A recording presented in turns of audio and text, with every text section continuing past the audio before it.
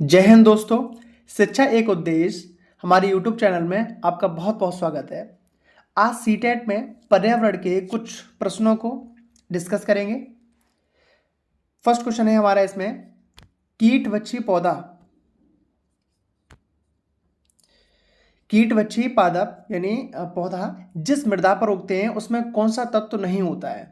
जिस मृदा यानी मिट्टी, जिस मिट्टी पर उगते हैं उसमें कौन सा तत्व नहीं होता है। ठीक है, ऑप्शन दिए गए हैं हमारे, कार्बन नहीं होता है, या नाइट्रोजन नहीं होता है, सल्फर नहीं होता है, या नेक्स्ट ऑप्शन है पोटेशियम नहीं होता है। तो इसका राइट आंसर है नाइट्रोजन। नाइट्रोजन की कमी से जो पौधे होते हैं वो कीड़े मकोड़ों को खाते हैं और इस तरह के पौधों को हम क्या बोलते हैं, कीटवच्छी पौधा। ठीक है, इंसेक्टिवोरस प्लांट बोलते हैं, जो स्पेशली हमारे भारत में मेघालय जैसे स्टेट में पाए जाते हैं। किस में पाए जाते हैं? मेघालय। मेघालय राज्य में ऐसे कीटवच्छी पौधे पाए जाते हैं। ठीक है, तो इसका राइट आंसर है नाइट्रोजन। नेक्स्ट क्वेश्चन है हमारा, खेजड़ी एक छायादार वृक्ष है जिसकी छाया में बच्चे खेलना पसंद करते हैं, किस प्रदेश में पाया जाता है? खेजड़ी एक छायादार वृक्ष है, ऑप्शन इसके दिए गए हैं मैदानी क्षेत्र में, नेक्स्ट ऑप्शन है हमारा मरुस्थलीय क्षेत्र में, नेक्स्ट ऑप्शन है पर्वतीय क्षेत्र में, या फिर इनमें से कोई नहीं। ठीक है, तो खेजड़ी एक छायादार वृक्ष है और खेजड़ी बहुत ही इंपॉर्टेंट वृक्ष है इसलिए क्योंकि खेजड़ी की पत्तियां जो होती हैं उनका भी यूज किया जाता है ना। खेजड़ी की जो छाल होती है, खेजड़ी की जो स्टेम होती है, तना होता है, यानी खेजड़ी पूरा वृक्ष ही बहुत उपयोगी है जिसका हर एक चीज को प्रयोग में लाया जाता है। और ये मरुस्थलीय क्षेत्र में पाया जाता है। कौन से क्षेत्र में? मरुस्थलीय। और हमारे राजस्थान क्षेत्र में ये स्पेशली पाया जाता है। कौन सा? राजस्थान स्टेट में, है ना। तो इसका आंसर, इस क्वेश्चन हमारे 2 का आंसर हो जाएगा मरुस्थलीय क्षेत्र, यानी खेजड़ी एक छायादार वृक्ष है और जो किस क्षेत्र में पाया जाता है? मरुस्थलीय क्षेत्र में पाया जाता है। चलिए नेक्स्ट क्वेश्चन देखते हैं। क्वेश्चन नंबर 3 है, निम्नलिखित में से रोगों का वह समूह चुनिए जो मच्छरों से फैलता है। ऑप्शन में दिए गए, जैसे फर्स्ट ऑप्शन दिया गया है डेंगू, मलेरिया या चिकनगुनिया। तो हमको पता है डेंगू भी मच्छरों से फैलता है, मलेरिया भी फैलता है और चिकनगुनिया भी। चलिए नेक्स्ट क्वेश्चन देखते हैं। देखिए ऑप्शन नंबर 2 दिया है मलेरिया, हैजा। अब देखो हैजा और मियादी बुखार दिए, यहीं से ऑप्शन हमारा क्या हो जाता है? गलत, क्योंकि हैजा और मियादी बुखार ये मच्छरों से नहीं फैलता। यही ऑप्शन 3 में है मलेरिया, डेंगू, हैजा। तो देखो मलेरिया, डेंगू, हैजा, इसमें भी हैजा दिया है, तो यहाँ भी ऑप्शन नंबर जो 3 हमारा वो कट हो जाएगा। फोर्थ ऑप्शन में भी मलेरिया, चिकनगुनिया और मियादी बुखार, तो यहाँ भी ये मियादी बुखार गलत हो जाएगा। तो ऑप्शन नंबर हमारा क्या है? फर्स्ट हमारा राइट आंसर है। डेंगू, मलेरिया, चिकनगुनिया ये रोगों का वह समूह है जो किससे फैलता है? मच्छरों से फैलता है। नेक्स्ट क्वेश्चन है, रीना आम पसंद करती है और वह इन्हें जाड़े के लिए संरक्षित करना चाहती है ना, सेव करके रखना चाहती है। निम्नलिखित में से कौन सा तरीका संरक्षण के लिए सर्वाधिक उपयुक्त है? सर्वाधिक उपयुक्त है, ठीक है, देखेंगे इसमें। अचार और आम पापड़ बनाना, ठीक है, बिल्कुल हो सकता है। नेक्स्ट ऑप्शन है हमारा जूस तैयार करना, बायोरोधी डिब्बे में संचित रख करना, बिल्कुल हो सकता है, इसको रख सकते हैं हम। प्लास्टिक की थैली में रखना, भाई प्लास्टिक की थैली में रख के भी हम उसको क्या कर सकते हैं? संरक्षित कर सकते हैं, ठीक है। रेफ्रिजरेटर में संचित करना, बिल्कुल हम उसको रख सकते हैं। लेकिन यहाँ पर क्वेश्चन जो दिया गया है समझने वाला है कि सर्वाधिक उपयुक्त है, सबसे अधिक उपयुक्त है। तो देखिए रेफ्रिजरेटर में संचित करके रखेंगे, कुछ समय के लिए रख पाएंगे। प्लास्टिक की थैली में रखेंगे, वो भी कुछ समय के लिए है। जूस तैयार करेंगे, 1 दिन 2 दिन पी लेंगे जूस को, संरक्षित कर सकते हैं। लेकिन इनमें से सबसे जो राइट आंसर है वो हमारा है अचार और आम पापड़ बनाना, है ना। ऑप्शन नंबर जो 1 है वो इसका राइट आंसर है। अचार और आम पापड़ सर्वाधिक उपयुक्त इसलिए हैं क्योंकि उनको हम सबसे ज़्यादा समय के लिए आम को इससे संरक्षित करके रख सकते हैं। नेक्स्ट क्वेश्चन है हमारा है, निम्नलिखित में से किन जानवरों के बीच सहजीवी संबंध होता है? अब सहजीवी संबंध क्या होता है? सहजीवी संबंध का अर्थ होता है ऐसा संबंध जिसमें कोई भी 2 जानवर या इससे अधिक जानवर आपस में एक दूसरे को हेल्प करते हैं, यानी सहायक होते हैं। भैंस व बगुला बिल्कुल सहायक होते हैं, आपने देखा होगा कि भैंस जब भी घास खाती है किसी ग्राउंड में, मैदान में, कहीं भी, तो बगुला उसके ऊपर बैठ जाता है। ठीक है, अब उससे क्या फ़ायदा होता है कि भैंस के आँख में, कान में कई बार छोटे छोटे कीड़े पड़ जाते हैं, और उनको, क्योंकि बगुला का जो पसंदीदा भोजन है वो कीड़े मकोड़े ही है, तो उनको बड़े चाव से खाता है। तो इसमें जो, चलिए नेक्स्ट पहले आंसर इसके देख लेते हैं। गाय व भैंस, तो गाय और भैंस ये तो अलग अलग भाई, दोनों ही बराबर में ही है। गाय व बैल ऑप्शन नंबर 3 दिया है। ऑप्शन नंबर 4 है हमारा यह सभी। तो इसमें इसका राइट आंसर जो हो जाएगा वो हो जाएगा भैंस व बगुला। ठीक है, भैंस व बगुला के बीच ही सहजीवी संबंध होता है। नेक्स्ट क्वेश्चन है, नीता आंध्र प्रदेश जाती है और 2 साड़ियां खरीदती है जो खास तौर पर वहीं बनाई जाती हैं, वह क्या कहलाती हैं? ऑप्शन दिए गए इसमें, कलमकारी और कंथा कहलाती है। ऑप्शन 2 दिया है पोचमपल्ली और कलमकारी। नेक्स्ट ऑप्शन 3 दिया है पोचमपल्ली और कांजीवरम। नेक्स्ट ऑप्शन दिया है कलमकारी और चंदेरी। तो इसका राइट आंसर हो जाएगा पोचमपल्ली और कलमकारी, ऑप्शन नंबर 2। ठीक है,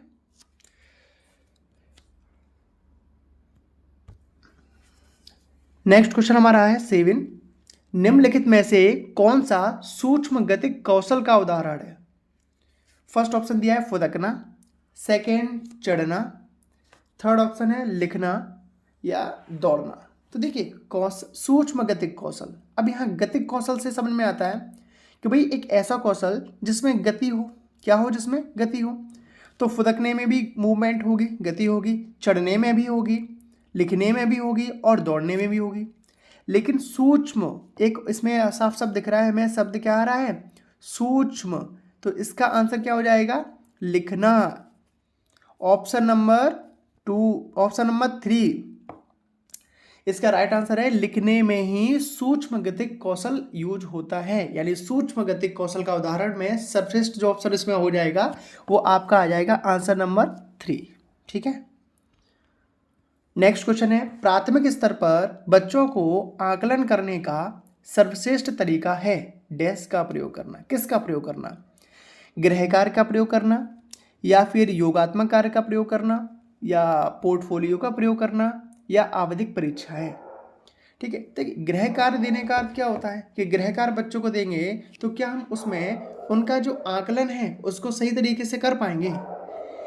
आगे नेक्स्ट ऑप्शन दिया है योगात्मक कार्य देना। ठीक है, अलग अलग प्रश्नों को उनसे देना, योगात्मक कार्य देना। नेक्स्ट हमारा है पोर्टफोलियो। देखिए पोर्टफोलियो क्या होता है, समझिए जरा इसको। पोर्टफोलियो मतलब ये है कि बच्चों पर एक तरह की निगरानी रखना, उसके हर एक मूवमेंट को, हर चीज़ को अपने एक रजिस्टर में राइट करना पूरा प्रॉपर वे में। ठीक है, इसे बोलते हैं पोर्टफोलियो, यानी बच्चे की हर एक एक्टिविटी पर ध्यान रखना और उसको राइट करना। नेक्स्ट हमारा है आवधिक परीक्षा, यानी कुछ अवधि के समय में परीक्षाएं लेना। क्या ये आकलन करने में सर्वश्रेष्ठ होंगे? तो क्या है, अब इसमें दिया है ये आकलन करने के लिए ठीक है, लेकिन प्रश्न में दिया गया सर्वश्रेष्ठ तरीका क्या है, सबसे अच्छा तरीका क्या है? तो वो हमारा ऑप्शन हो जाएगा ऑप्शन नंबर 3 पोर्टफोलियो। पोर्टफोलियो में बच्चे की हर एक एक्टिविटी को, जब बच्चा खेलता है, जब बच्चा पढ़ता है, इसके बाद भी जो बच्चे की क्लास में जो स्थिति रहती है, उसका अपने दोस्तों के प्रति व्यवहार रहता है, उन सब पर हम क्या कर पाएंगे? नज़र रख पाएंगे और उसको एक्टिव, और वो सबको हम उसका क्या बनाएंगे? पोर्टफोलियो, जिसमें बच्चे को आकलन हम सर्वश्रेष्ठ तरीके से कर सकते हैं। तो इसका आंसर हो जाएगा हमारा ऑप्शन नंबर 3। नेक्स्ट क्वेश्चन है, एक शिक्षक पढ़ाते समय श्रव्य दृश्य सामग्रियों एवं शारीरिक गतिविधियों का प्रयोग करता है, क्योंकि ये ऑप्शन दिए गए हैं। क्या करते हैं? अधिगम वृद्धि में अधिकतम इंद्रियों का उपयोग करते हैं, बिल्कुल सही है। नेक्स्ट हमारा ऑप्शन है शिक्षक को आराम उपलब्ध करवाते हैं। ठीक है भाई, चला दीजिए टीवी या यहाँ पर जो भी प्रोजेक्टर है और उसके बाद थोड़ा आराम मिल सकता है। इसके बाद है प्रभावी आकलन को सुगम बनाते हैं, बिल्कुल सुगम बनाते हैं। नेक्स्ट ऑप्शन हमारा शिक्षार्थियों को दिशा परिवर्तन उपलब्ध कराते हैं। ठीक है, अब लेकिन क्वेश्चन में दिया गया है श्रव्य दृश्य सामग्री एवं शारीरिक गतिविधियों का प्रयोग करता है, क्योंकि ये इसमें सबसे अच्छा जो ऑप्शन है वो है आपका अधिगम वृद्धि में अधिकतम इंद्रियों का उपयोग करते हैं। क्योंकि जब श्रव्य दृश्य सामग्री का उपयोग करना ही मतलब होता है जिसमें सुनना और देखना।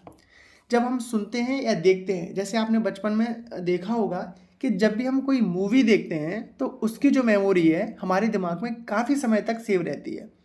तो इसीलिए बच्चों में भी अगर किसी टॉपिक को पढ़ाते हैं, समझाते हैं, तो अगर उसमें हम उनको दिखा देते हैं कोई भी किसी प्रोजेक्टर पर या किसी भी श्रव्य दृश्य सामग्री के साधन के साथ में, तो उनके दिमाग में वो जो मेमोरी है वो काफ़ी लंबे समय तक यादगार रहती है, जिससे कि उनके सीखने में अधिगम वृद्धि, सीखने में वो अपने इंद्रियों का प्रयोग करते हुए ज्ञान को स्थायित कर पाते हैं, स्थायी रूप से सेव कर पाते हैं। हमारा नेक्स्ट क्वेश्चन है, अल्बरूनी जिस देश से आया उसका नाम क्या है? तो अल्बरूनी कौन था? अल्बरूनी जो है ना वो क्या था? एक इतिहासकार था, ठीक है, जो 11वीं शताब्दी में महमूद गजनी के साथ उज्बेकिस्तान से आया था और जिसने अपनी पुस्तक तहकीक हिंद में भारत का वर्णन किया है, ठीक है। तो अल्बरूनी किस देश से आया था? उसका नाम है उज्बेकिस्तान। नेक्स्ट क्वेश्चन है, एक पश्मीना शॉल लगभग डैश साधारण स्वेटर के बराबर गर्म होती है तथा एक साधारण पश्मीना शॉल को बनने हेतु डैश घंटों का समय लगता है। देखिए, पश्मीना शॉल भारत में ही नहीं बल्कि विश्व प्रसिद्ध शॉल है, ठीक है, क्योंकि यह नॉर्मल स्वेटर से ज़्यादा गर्म होती है ना। और ये इसका राइट आंसर है, ये 10 साधारण स्वेटर के बराबर होती है और लगभग 200 आवर्स 200 घंटे इसको बनने में समय लगता है ना। तो इसका राइट आंसर क्या है? 10 200, यानी 10 लगभग साधारण स्वेटर के बराबर होती है पश्मीना शॉल। नेक्स्ट क्वेश्चन है हमारा, नेपेंथिस एक ऐसा पौधा है जो मेंढकों को, कीड़े मकोड़ों और चूहे जैसे छोटे जीवों को अपने अंदर फांस कर खा जाता है। हमारे देश में यह पौधा पाया जाता है। कहाँ पाया जाता है? तो अभी हम लोगों ने इससे पहले क्वेश्चन में बात की थी कि कीड़े मकोड़ों को खाने वाले पौधे, है ना, जिसमें बात की थी। तो देखिए, नेपेंथिस इसमें अब ऑप्शन इसमें दिए हैं, आसाम में पाया जाता है या उड़ीसा में पाया जाता है, अरुणाचल प्रदेश में या मेघालय में। तो इसका राइट आंसर हो जाएगा मेघालय। मेघालय वह स्टेट है जहाँ ये इंसेक्टिवोरस प्लांट, जिसमें से एक नेपेंथिस आता है, वो पाया जाता है, ठीक है। इसका राइट आंसर क्या हो जाएगा? मेघालय। नेक्स्ट क्वेश्चन है, बिहार के गांव में बहुत से किस अतिरिक्त धन कमाने के लिए मधुमक्खी पालन करने, शहद एकत्रित करने, शहद एकत्रित करने का कार्य करते हैं? मधुमक्खी पालन करने का सबसे अच्छा समय है, क्या है समय वो? जुलाई से सितंबर, अक्टूबर से दिसंबर, जनवरी से मार्च या अप्रैल से जून।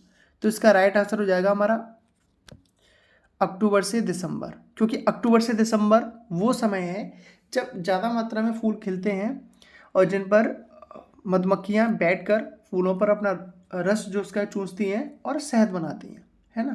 तो मधुमक्खी पालन करने के लिए सबसे उपयुक्त समय अक्टूबर से दिसंबर का है। ऑप्शन नंबर 2 इसका राइट आंसर हो जाएगा। नेक्स्ट क्वेश्चन है, एक ही तरह की फसल बार बार उगने और बहुत से रसायनों के उपयोग करने से मृदा, ऑप्शन दिए गए हैं, क्या हो जाती है?